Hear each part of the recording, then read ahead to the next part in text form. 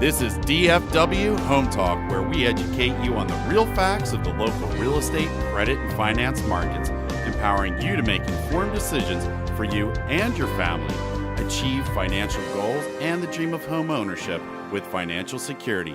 Now your host, Kimberly Beckum. And typically when there's a water claim, there's usually flooring issues, possibly something with the wall. You know, what are the different kinds of damages that can happen when a house is flooded? When you have a full house flood, they can go everything from just flooring and sheetrock to cabinets, doors replaced, trims. The scope can change from one damage to another, and oftentimes you just don't know until you start the tear out process.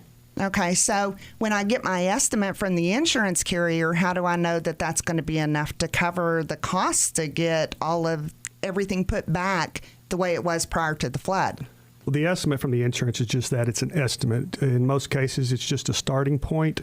And once you start tearing into a home, there's oftentimes hidden damages, and such as electrical or structural, that you just don't see until you've started the demolition process. And once you do that, then you'll have what's called a supplement. And in most cases, when you're dealing with water claims, you'll have a supplementation process. And so what is a supplement? What is the supplementation process?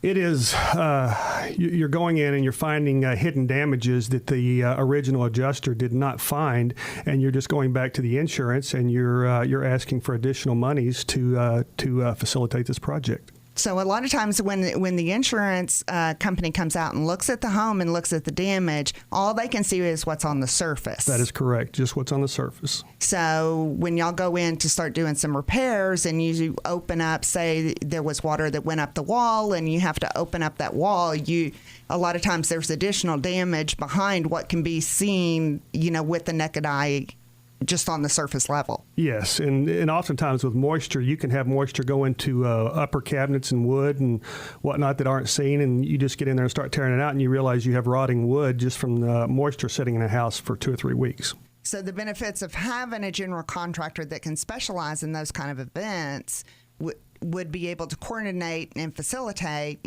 flooring people, your plumber, painting, replacing wood, carpenters, any of those things that might come into play on restoring that house. It's essential. You really need a general contractor that's experienced in facilitating a loss such as this and has had experience doing restoration projects.